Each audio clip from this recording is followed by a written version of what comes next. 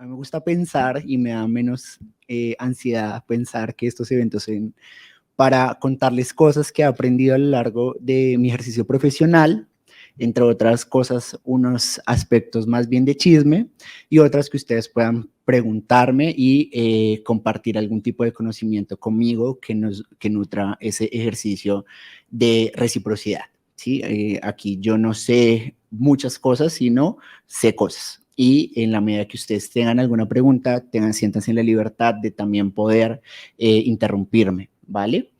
Hoy vamos a hablar de algunas cosas alrededor de lo que implica el trabajo con las infancias, las adolescencias, las familias trans, pero sobre todo nos vamos a enfocar en lo que implica pensar en la infancia y en la adolescencia. Y allí yo les voy a dejar muchas inquietudes que yo no he resuelto y que probablemente tampoco ustedes van a resolver, pero que se ayudan a pensar en lo que implica abordar una persona con experiencia de vida trans en la infancia y en la adolescencia. Eso implica hablar de las concepciones de la infancia y la adolescencia, la prevalencia que hay sobre las experiencias de vida trans en la infancia y la adolescencia, algunos datos a nivel de Estados Unidos y el mundo, porque realmente aquí en Colombia no hay mucho. Vamos a ver por qué no hay mucho. Eh, Unas necesidades específicas desde una perspectiva evolutiva alrededor de lo que pasa en la infancia y la adolescencia, que se han preguntado qué pasa por allá en la primera infancia, en la edad escolar, qué pasa en la pubertad, en la preadolescencia, en la adolescencia intermedia. Vamos a explorarlo.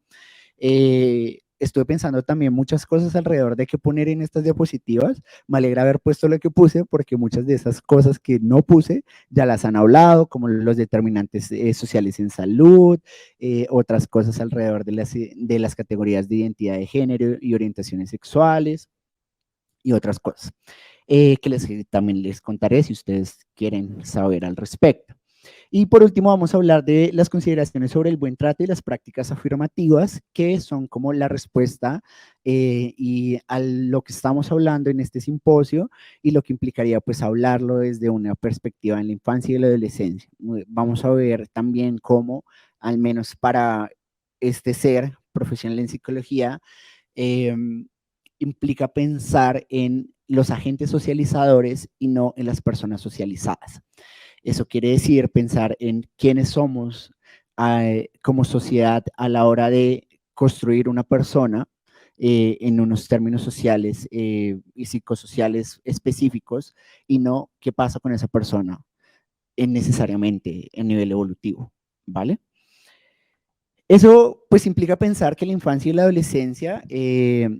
va cambiando alrededor de cómo se concibe en el mundo y la cultura lo que es un niño, niña, niñe o adolescente.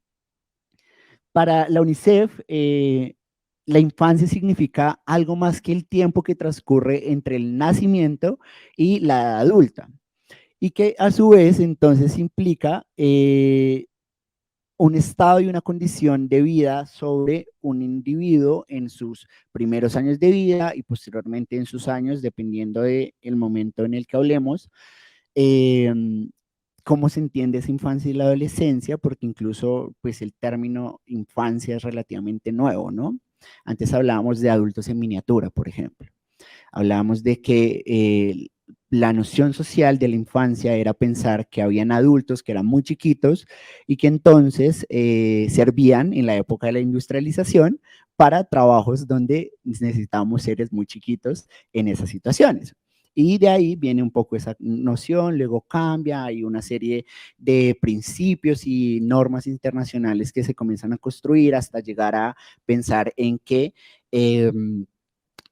los niños, niñas, niñas y adolescentes no son objetos de derechos, sino que son sujetos de derechos, que es el cambio en la ley 1098 del 2006, que es el Código de Infancia y Adolescencia del país. Y que entonces esto que les he contado es para contarles que la noción de infancia tiene un carácter histórico y cultural, y que es por ello que se han tenido apreciaciones diferentes a nivel histórico y que su concepción depende del contexto cultural de la época. Les cuento que autores alrededor del desarrollo y psicología del desarrollo ahora hablan que la adolescencia va hasta los 24 años. Entonces les cuento también, ahí como chisme, que muy probablemente la persona que les está dando la ponencia es un adolescente. Y a su vez, pues eso, ¿qué implica? Pensar, por ejemplo, que antes las personas salían más rápido de su casa, ahora se quedan más tiempo en su casa y comparten unas dinámicas alrededor de lo que se implica la adultez, qué se necesita para ser una persona adulta en el mundo. Y eso pues ha hecho que las brechas sean mucho más grandes. También hay unos elementos a nivel evolutivo, por ejemplo, podemos hablar de digamos, como los periodos críticos alrededor de la salud sexual y reproductiva, que se hablan, digamos, que las mujeres, las personas más bien asignadas femenino al nacer, son muchísimo más fértiles de los 25 a los 30 años y que existen unos periodos intergenésicos y demás que debemos tener en cuenta, por ejemplo. Entonces, si se dan cuenta, entonces ahí podríamos decir que casa con la noción de adolescencia que implica esos elementos. Pero a la vez, imagínense que esta noción sobre la infancia y la adolescencia, pues al tener una connotación cultural, pues implica pensar en qué cultura estamos. Y si la primera pregunta que yo quiero que ustedes se piensen es si efectivamente las infancias como las hemos construido, que aquí todavía no he hablado de cosas trans, están pensadas para la diversidad y están pensadas para las identidades de género y orientaciones sexuales diversas. Y muy probablemente la respuesta intuitiva sea no. Y eso tiene que ver con unas situaciones de prejuicio y de poco conocimiento sobre lo que pasa. En términos de prevalencia, no hay una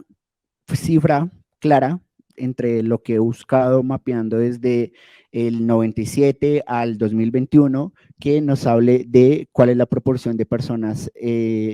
con experiencia de vida trans en la primera infancia, a la edad escolar, es decir, más o menos como hasta los 10 años.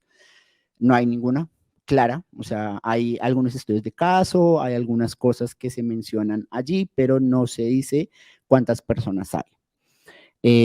Yo puedo contarles que en mi trabajo conozco más o menos unas 10, 11, entonces tenemos 11 personas trans que se han reconocido desde los 3, 4 años, o en adelante hasta los 10, y de ahí para adelante hay otras, pero entonces digamos que esta cifra es local, ¿no? Es hablada desde lo que se trabaja en Bogotá, pero será que se ha estudiado y se ha reconocido. A nivel de adolescencia, de acuerdo a la estimación que se da del Instituto Williams en el 2017, al menos 150,000 adolescentes se reconocen como una persona trans en Estados Unidos. Si se dan cuenta, no es una cifra pequeña, no es una cifra de eso no pasa, sino que, o eso tiene que ver con la moda que está pasando, que últimamente también lo he escuchado en algunas situaciones sociales, y que en general se encuentra que las estadísticas, al menos el 1.7 al 3.2 de las personas encuestadas en edades de 13 a 17 años se reconocen como personas con identidades de género diversas. Esto quiere decir que, al menos acá, ahí me cuento yo, un 1.37 a un 3.2 tenemos una orientación o una identidad de género diversa o no heterosexual, pongámoslo en esos términos.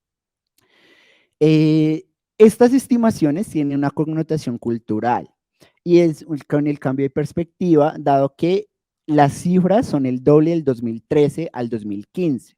Si hablamos al 2017, si hablamos de las razones por las cuales, pues en Estados Unidos comienzan a ocurrir una serie de movimientos alrededor del reconocimiento de las experiencias de vida trans en la infancia y la adolescencia, más que el desconocimiento. Y entonces comienza a construirse un nivel jurisprudencial, un nivel social y un nivel desde el activismo que casa también desde el 2009 con el movimiento Stop Trans Pathologization, que es paremos la patologización trans, hasta el 2017, alrededor de esas situaciones. Y si vemos posteriormente, pues existe una retirada de la Organización Mundial de la Salud de la categoría de transexualismo como una enfermedad mental y más como una condición en la sexualidad, y que todos esos elementos pues permiten hablar más abiertamente o desde una perspectiva diferente sobre las experiencias de vida trans en general y en este caso de la infancia y de la adolescencia. Esto quiere decir que las personas trans en la infancia y adolescencia no es que no hayan existido, es que no existen a nivel de diagnóstico, no han existido o no se han permitido existir a nivel de categorización y que recordemos que así como muy bien se puede hablar, lo que no se nombra no existe. En ese caso, pues si no podemos nombrar algo que está pasando en el mundo de alguna manera, pues en últimas se sale de nuestra normativa de datos. En términos de las necesidades, pues implica pensar en las nociones diferentes que se tienen alrededor de las experiencias de vida trans desde una perspectiva esencialista que se va a enfocar en los mecanismos biológicos y que por ende pues vamos a hablar de la evidencia dominante en esos elementos en términos de peso, edad, estructuras cerebrales, niveles hormonales y otra clase de cosas que pues van a tener relevancia en las orientaciones sexuales y diversidad de género en intervenciones médicas y en el caso de las infancias y adolescencias trans en la supresión prepuberal, que es lo que va a dar como la etapa evolutiva o el periodo crítico donde comienzan a aparecer caracteres secundarios importantes sobre la sexualidad. A nivel de la perspectiva ambiental, vamos a hablar de que el mecanismo que se estudia principalmente en esos elementos tiene que ver con las prácticas sociales y que por tanto la evidencia dominante en esa clase de perspectiva tiene que ver con, por ejemplo, generar condiciones y oportunidades en el reconocimiento. Ahí se menciona uno que es algo que se había preguntado, que es el componente atlético. Entonces, ¿cómo reconocemos desde una perspectiva ambiental que las personas al reconocerse desde una práctica social, el género tiene que ver con las prácticas sociales y con las prácticas culturales, pues merecen un espacio y una oportunidad para trabajar alrededor de ello? Y ahí es donde hay un debate interesante, extenso, que claramente yo tampoco sabría cómo resolver, y que va a tener relevancia en el cambio de las normas sociales y la transición social, que es uno de los dominios en los cuales podemos hablar de las experiencias de vida trans. A nivel del constructivismo vamos a hablar de los esquemas cognitivos, donde la evidencia principalmente está alrededor de la apariencia y las apreciaciones sobre la apariencia de las personas, es decir, porque una persona se denomina Cris y se pone maquillaje, se pone un pantalón que a la vez es falda y que a su vez les habla que es una persona con experiencia de vida no binaria, y que eso tiene unas connotaciones en el lenguaje importantes, porque va a generar una relevancia alrededor de principalmente hablar de los pronombres no binarios y la posibilidad de reclasificar a las personas dentro del espectro del género y la sexualidad, que va a ser algo que ustedes, tanto ustedes como yo, nos estamos cuestionando, nos estamos apropiando de porque ahora resulta que ya no se dice solamente él, ella, sino ella, o cómo incluimos la categoría no binaria desde los sistemas de salud y si existe o no, y cómo la tienen que llevar a nivel normativo desde el cambio legal del documento de identidad. Y que eso pues en últimas tiene que ver con los aspectos en torno a las infancias y adolescencias. ¿Por qué? Porque la identidad del género queer o del género no fluido o desde una perspectiva marica, si lo traducimos al español, pues va a hablar de una construcción política, sociopolítica y los intentos alrededor de transgredir el género y la fluidez que hay alrededor de esos mecanismos de los cuales hablamos, la disforia de género o más bien la incongruencia en los roles de género y el disestrés que puede o no aparecer, el género y el desarrollo sexual, entonces desde la diferenciación física, los elementos de la pubertad, los intereses en el género y los esquemas alrededor del género, la imagen corporal, el sexo asignado al nacer y el estado de identificación en el género, pues van a generar unos perfiles de identidades de género particulares, que en últimas pues van a trascender a lo que implica las necesidades, intervenciones o requerimientos en el mundo real de ese género. ¿Sí? Todo esto individual pues va a tener unas connotaciones en servicios de salud, al menos en esta situación. Y además en las guías alrededor del desarrollo del género. Lo que se ha encontrado es que aproximadamente existen una perspectiva evolutiva por edades e hitos, desde los 18 meses hasta la adolescencia media. No me voy a ir más allá porque pues implicaría otra clase de cosas. Pero bueno, ¿qué encontramos? Por ejemplo, desde los 18 meses comenzamos a categorizar a las personas bajo el género y que en últimas pues implica hablar de cuáles son esas necesidades. ¿Cómo le hablamos a las personas desde los 18 años? Es decir, desde el año y medio que él es un niño, ella es una niña, y cuando no es un niño o no es una niña, incluiremos la categoría es una persona no binaria. Esas serán preguntas que también nos tendremos que pensar en esa socialización a las personas. Allí no hay nada alrededor del componente de identidades y de género y pues personas trans. ¿Por qué? Porque eso ocurre y el reconocimiento y a nivel cognitivo y de estructura cerebral, pues la conformación del yo comienza desde los 3 a los 4 años. Por diferentes estudios y demás, por la manera en cómo desde el lenguaje comenzamos a construir el yo, porque entonces ya parece un lenguaje menos holográfico de esa pelota, sino yo, pelota, y entonces comenzamos a construir relaciones desde el yo. Yo quiero, yo siento, yo veo, yo tal cosa. Y el yo comienza a construir esa noción de identidad. ¿Qué podemos hablar? Entonces, de lo que implica aquí es que allí entre los 3 y 4 años hay una mayor estabilidad sobre la identidad de género. Entonces, comenzamos a descubrir nuestros intereses y nuestros roles particulares, que pueden cambiar posteriormente, por supuesto. Pero es supremamente importante porque entonces aquí es donde comenzamos a construir también todo el componente de transfobia internalizada. Porque si resulta que yo fui una persona asignada masculina en hacer casos de la vida real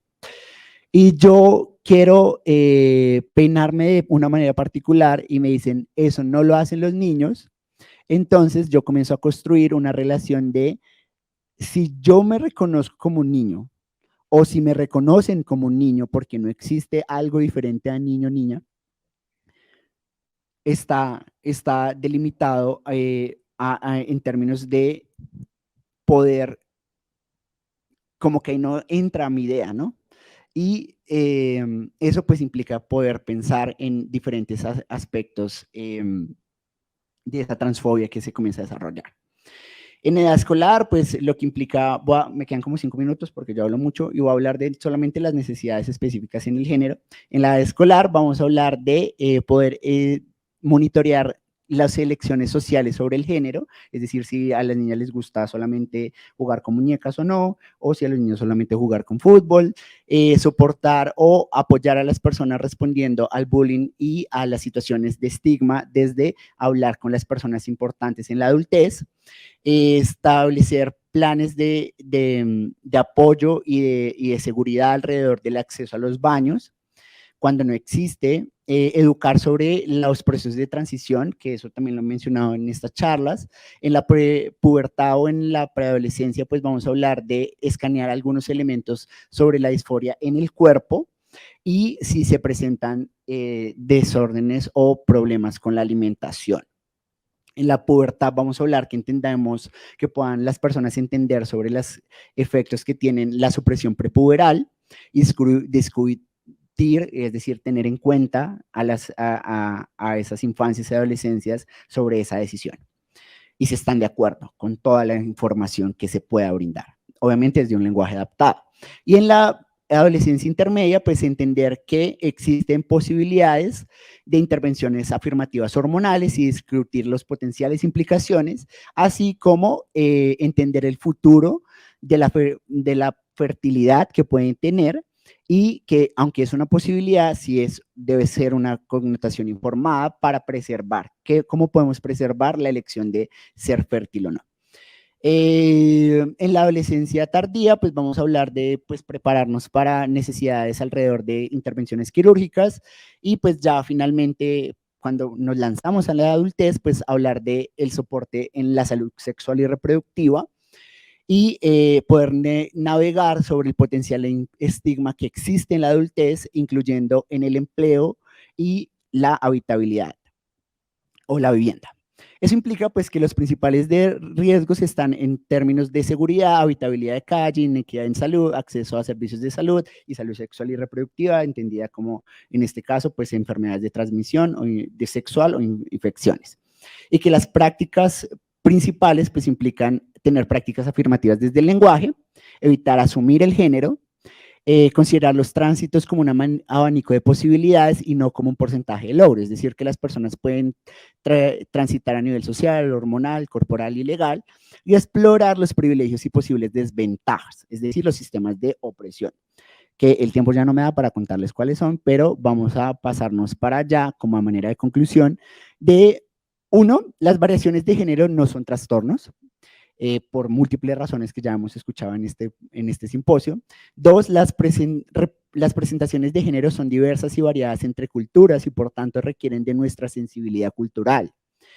Tres, hasta donde sabemos en la actualidad, el género implica un entrelazamiento de biología, desarrollo y socialización y cultura y contextos. Cuando hablamos de esos tres elementos relacionados con el yo, es decir, el biopsicosocial,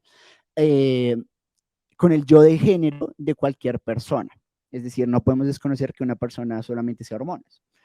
sino como esas hormonas pues van a implicar unos cambios a nivel social también. Y viceversa, como mis cambios sociales pues tienen unos elementos a nivel de sexualidad, que pues habla de biología también.